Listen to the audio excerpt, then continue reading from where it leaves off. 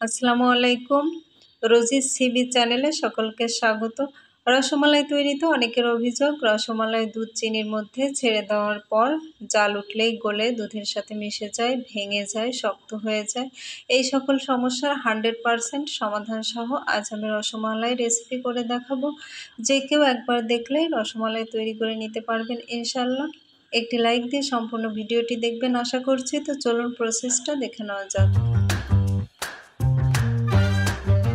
আজকের রসমালাইটি আমি গুঁড়া দুধ দিয়ে তৈরি করে দেখাবো। এজন্য 10 টাকা দামের যে ডানো ফুল ক্রিম গুঁড়া দুধ রয়েছে সেটা নিয়েছি 3 প্যাকেট। চাইলে অন্য ব্র্যান্ডের দুধও নেওয়া যাবে, তবে অবশ্যই ফুল ক্রিম দুধটাই ব্যবহার করতে হবে।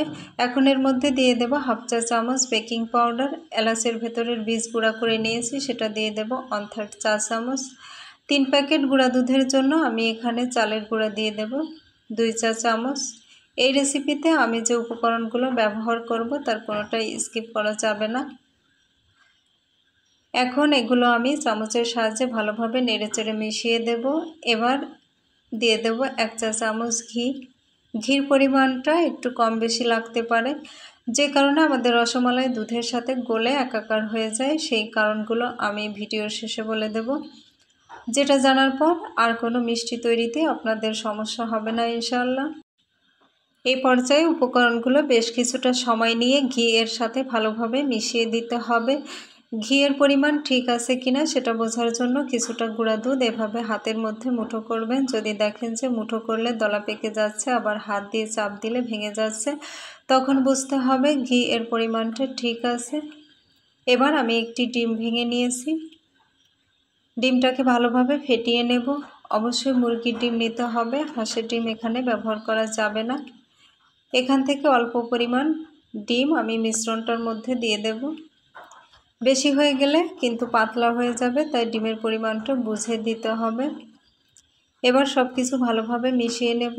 এর মধ্যে যেহেতু সামান্য শুকনো চালের গুঁড়া ব্যবহার করেছি, তাই মিশ্রণটাকে একটু পাতলা রাখতে হবে।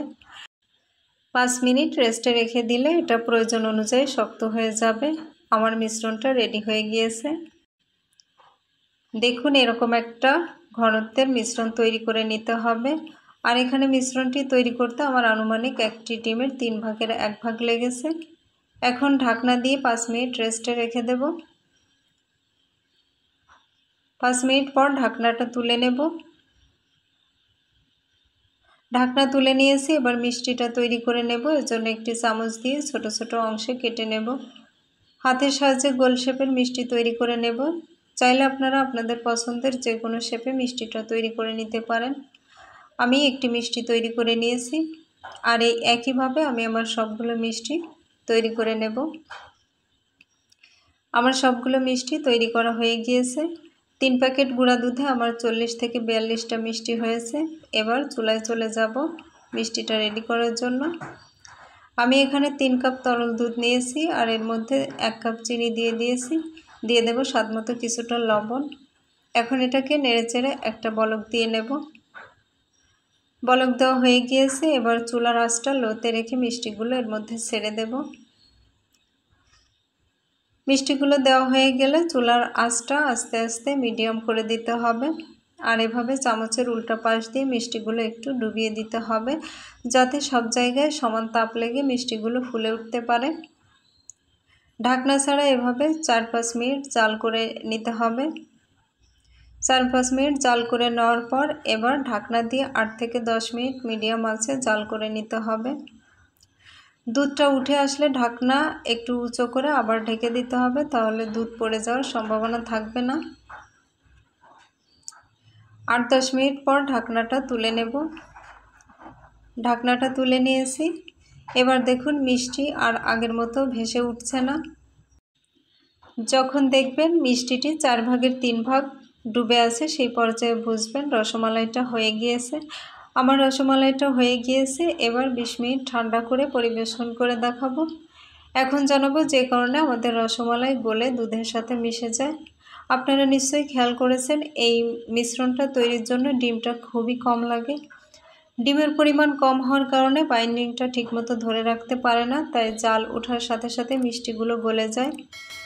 তাই আপনারা সঠিক বাইন্ডিংয়ের জন্য সামান্য বা পরিমাণ মতো চালের গুঁড়া অথবা কর্নফ্লাওয়ার দিয়ে রসমালাইটা তৈরি করে দেখবেন। রসমালাই আর ভেঙে যাবে না, তবে খুব বেশি ব্যবহার করলে এটা শক্ত হয়ে যাবে। এছাড়াও অন্যান্য উপকরণগুলো সঠিক মাত্রায় ব্যবহার না করলেও এমনটা হতে পারে। বোঝানোর সাথে ভিডিওটা কিছুটা লং হয়ে গিয়েছে, এজন্য দুঃখিত। তো আশা করি আজকের রেসিপিটি ভালো লেগেছে। আর রেসিপি ভালো লাগলে লাইক, কমেন্ট ও সাবস্ক্রাইব করার অনুরোধ রইল। পেজ থেকে দেখে থাকলে পেজটা ফলো দিয়ে রাখবেন। শেষ করছি, আল্লাহ হাফেজ।